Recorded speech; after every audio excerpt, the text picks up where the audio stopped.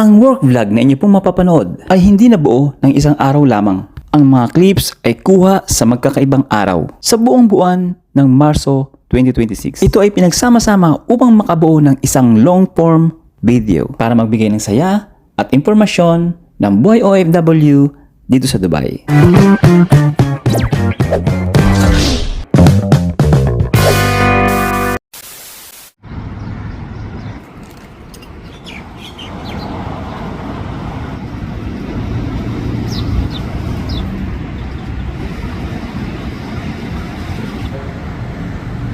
So yung pono, what's up sa inyo mga pangat? Magandang umaga, tanghali, hapon, gabi. Kung anong oras naman trabaho para mga pangat, syempre work, vlog muna tayo mga pangat. Bisitahin muna natin yung site natin mga pangat. Ipapakita ko muna sa inyo, ipapasilip ko sa inyo kung anong ginagawa namin. Bakit pa rin kami may pasok mga pangat? At syempre mga pangat, blessing yun, no? Kahit na sabihin mong ganitong sitwasyon, may pasok pa rin tayo. Kaya blessing yun, huwag makalimutan yun. Ay, hindi ko pala naikandado kagabi mga pangat, oh. Nakalimutan kong ikandado si Blue Hawk. Okay lang yan. Pero syempre mga pangat, pinapadlock pa rin mga pangat. Kasi nga syempre, wag mong bigyan ng dahilan yung mga magnanakaw na ma-attempt. Kaya pinapadlock pa rin namin. Mga papapakita ko sa inyo nga pala yung dating maingay. Oo, di ba? Puti na siya. Oo, puti na. Wala nag-construction. Alam niyo kung bakit? Syempre walang pasok. Holiday. Pero tayo may pasok kayo. Kita nyo ba yung ibon kayo, yung mga ibon mga mapayapa, no? Sana ganun lang mga pangat, no? Yung kalapate tsaka yung maya ba yun? Yung maliit. Sana ganun lang, no? Peace lang, no? Give and take. Give and take lang sa langis. Sila, tinan mo, give and take lang sila. Salo-salo lang tayo. Siyempre, nature yan. Dapat salo-salo lang, no? Walang labangan, walang sakin, no? Share lang. Galing naman yun sa nature, sa earth. Hindi man yun sa atin. Ba? Galing yun sa kalikasan. Ginugulo nyo yung mga buhay ng mga tao eh. Sa Pilipinas, apektado eh. Mga opportunities sa Pilipinas, talaga namang grab yung opportunity para magpasasa. Anyway, tara. Malilate tayo. Sama-sama ang mga uwakers. Ang mga uwakers. Walang katao-tao mga kapatid. Kundi mga uwak lamang. Tiding! Sa mga pangat, pag napapadala ko dito sa lugar na to, naalala ko yung nasa Japan ako, yung tinatawag nating Sakura time, yung spring time. Naalala ko siya kasi ganito yung mga nasa malalamig na lugar kagaya ng Korea, Japan, yung may autumn ganun. Kaya lang sa Japan mga kulay pink, mga pag Sakura time na kulay pink yung bulaklak dito, yan ang yellow. Ganda, no? Nakaka-refresh pagka dumadala ko dito lagi. Kaya lang nakakalungkot na pagpuputunin nila yan kapag tinatanggal nila yung tinitrim nila yan. Pag tinitrim na nila to, medyo yun ang pangit na. Pero pagka gato, okay lang makalat, masarap tingnan. Masarap sa feelings ba, sa nature, or iba yung pakaramdam. May mga bulaklak pa dun, oh. Ang ganda ng bulaklak, oy. Ang ganda ng bulaklak. Pasin nyo ba yung construction dito mga pangat? Walang masyadong net, no? Visible na visible mga pangat, no? Kasi laging ganyan mga pangat, yung ibabaw. Ano kaya yan? Yan kaya yung elevator. Ganyan lagi. Yung mga building, yung mga hotels, yan. Ganyan yung pamamaraan nila. Ito naman mga pangat, olos pa matapos na, oh. Oh, di ba? Parang kailan lang, di ba? Dinidismantle na mga pangat, oh. Ayun yung crane. Palang gusto dadaanan ko, ah. Ayun, oh. Kagabi, binuksan nila yan, eh. Yan, dismantle nila. Bakit dadaan dyan? Ang ibang daanan kundi dyan.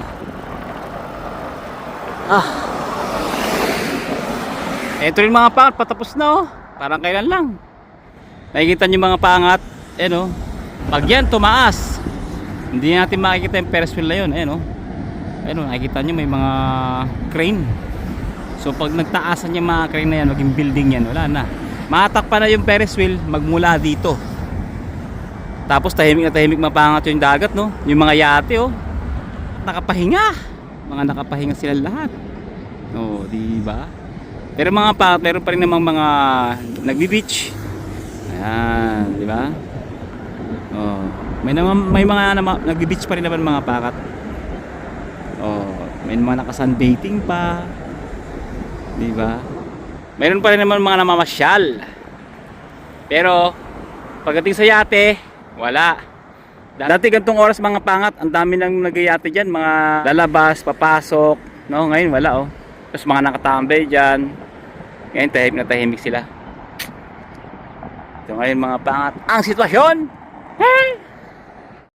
Alam niyo mga pangat, mag-isang buwan na, parang hindi ako nakakita ng dumadaan dito. Papuntang Atlantis sa monorail. Mag-isang buwan na, hindi ako nakakita ng dumadaan dyan. No? Bakit kaya? Kasi wala kang turista. Baka dumadaan siguro. Pero hindi ko lang nagtitsempohan siguro, no? Mapayapa ang Pag Jumeirah sa araw na to. Yan. Pero taxi, daming taxi nakaparada. O, meron pa rin tourist no? O, diba? Kantaan ko muna kayo mga pangat habang bumabiyahe tayo ha. Love song. Ano, alay ko sa aking mahal. Yan, syempre sa Pilipinas. Syempre, saan pa ba? Kaya ikaw ang aking inibig. Ito'y kusang nadama at di ko pinili. Sa katunayan nga kahit sa panaginip, laging naroon ka at di maalis. Yun talaga naman. I miss you my darling. Yun. Kahit ganito yung sitwasyon natin, enjoy lang. O, diba? Kaya ikaw ang aking inibig. Ito'y kusang nadama at di ko pinili. Diba? Di pinilit syempre. Kusang nadama yan. The true love is kusang nadama. Yun. Dami sinasabi. Pasok tayo.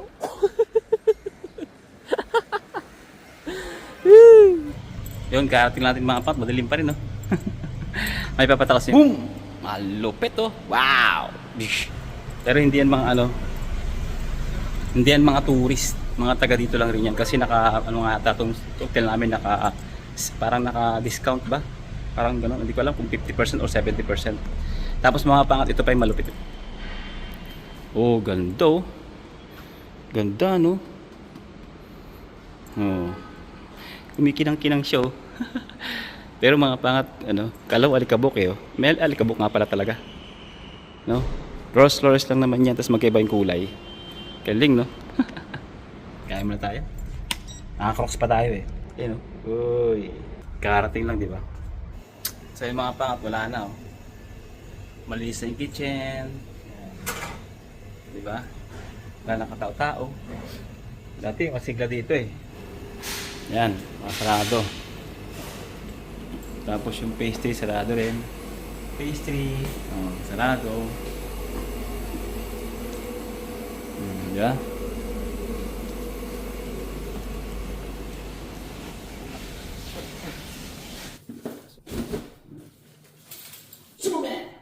Titirayan ito mga pangat habang wala tayong ginagawa rito sa Sugnan natin. salon. Sa salon. Yun. Trabaho muna tayo. Anong tawag dito? Anong tawag dito?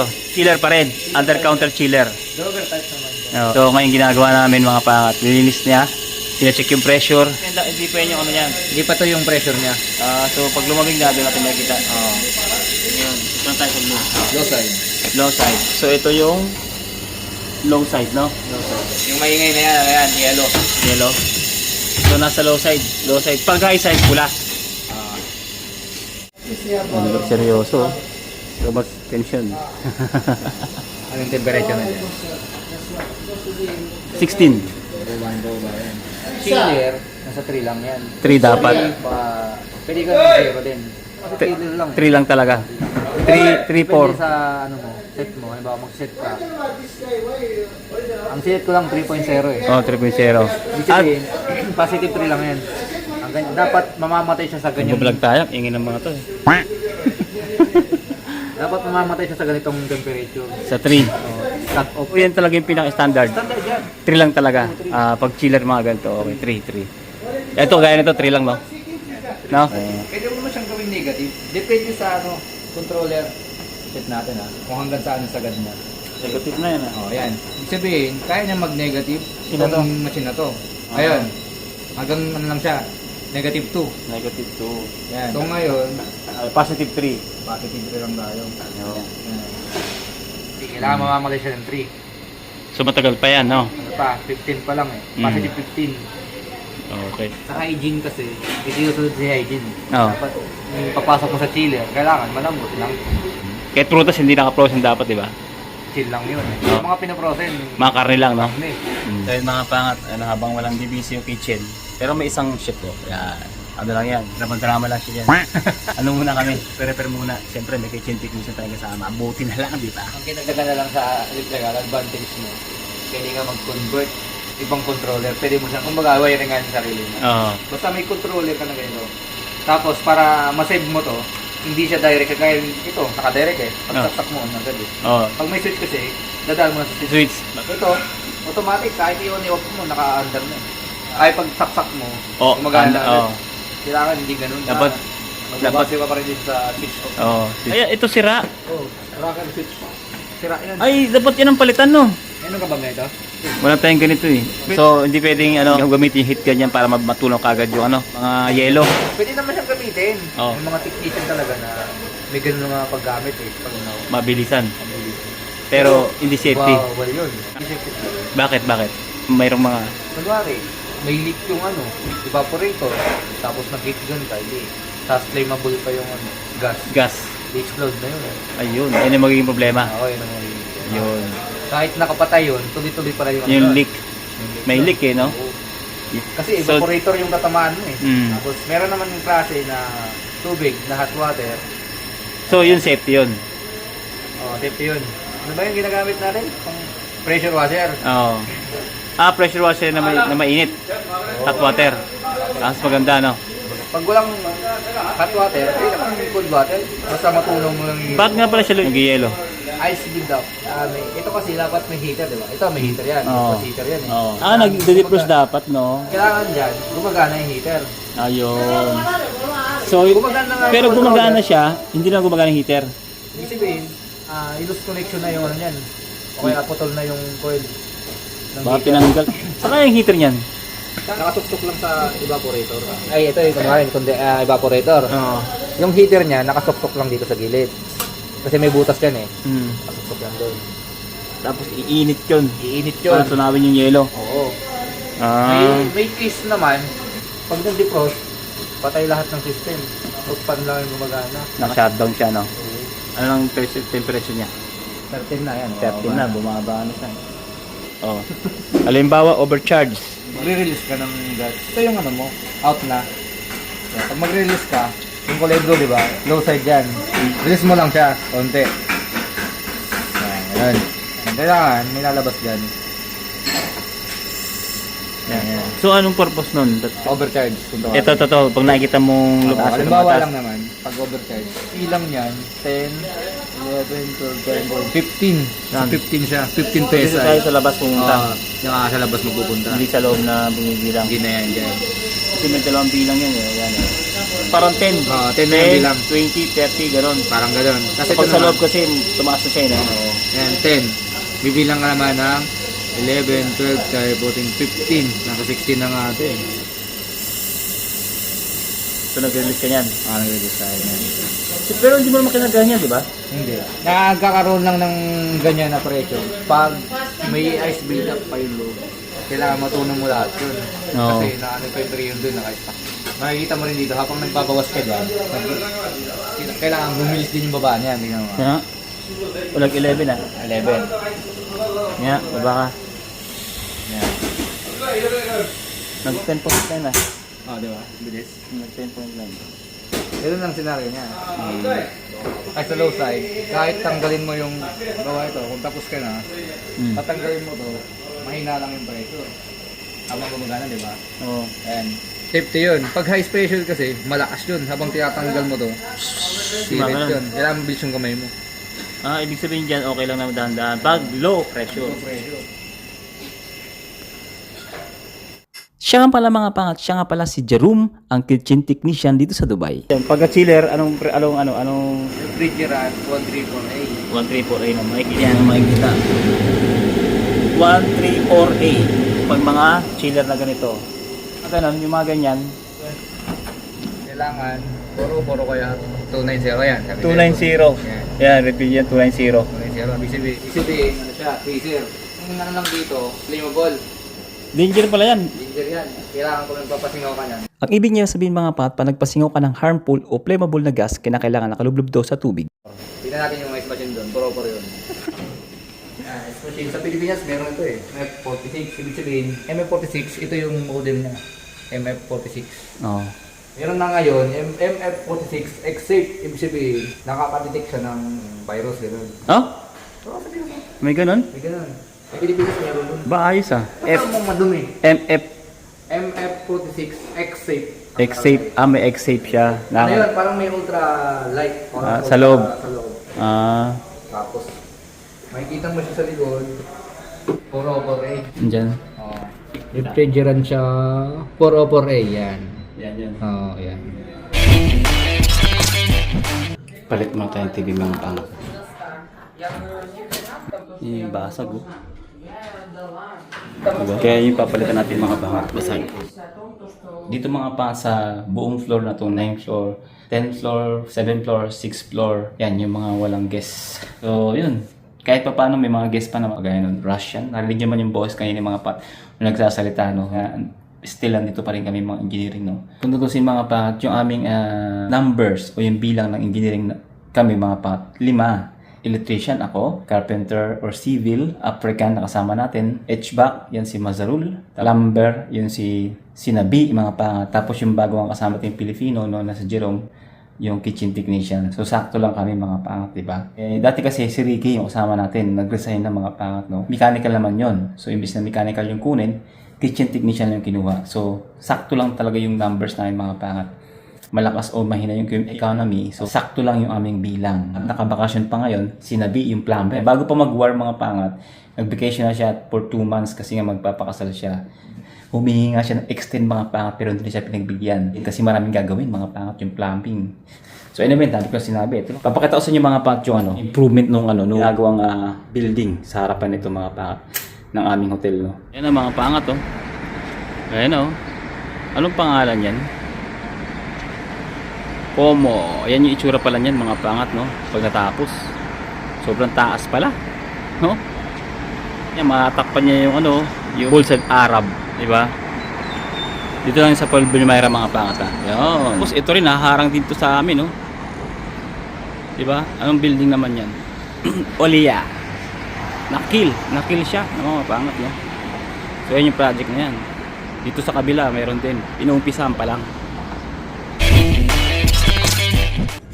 Mga pangat, dito tayo sa rooftop. Yan Uy, sikat na sikat si Haring Araw at hindi masyadong mainit mga pangat kahit na sikat si Haring Araw.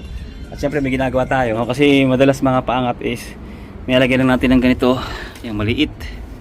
Tsaka to, para lang gumana yung speaker sa swimming pool mga pangat no. So ginawa natin ngayon, lagyan natin siya ng pipe, bibigyan natin siya ng panahon. Ayusin natin kasi nung mga nakaraan mga bata, alam nyo naman, busy. So talagang mabilisan lang. Ngayon, dahil hindi ganun busy, mabibigyan natin ng atensyon niya. Atensyon talaga. Para maayos mga pangat at hindi na paulit-ulit yung trabaho. Yan ang ginagawa natin ngayon mga pangat. Kaya tayo nandito sa hotel pa rin.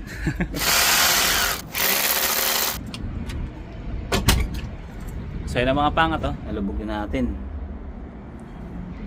Diba kasama natin si Jerome gumawa niyan. Sementohan na lang natin yan. Susunod na araw. At yun, dito tayo sa ATS room. Siya nga pala sa mga nagtatanong dyan, kagaya ni Barton Partos 4863, shoutout po sa inyo. Yes, Innova po ako. Ay, hindi lang halata no, kasi may takip eh. Pero, Innova. Siyempre, checkin natin mga temperature ito mga pangat. Kasama to sa ating trabaho, ang mag-rubing-rubing. Yan.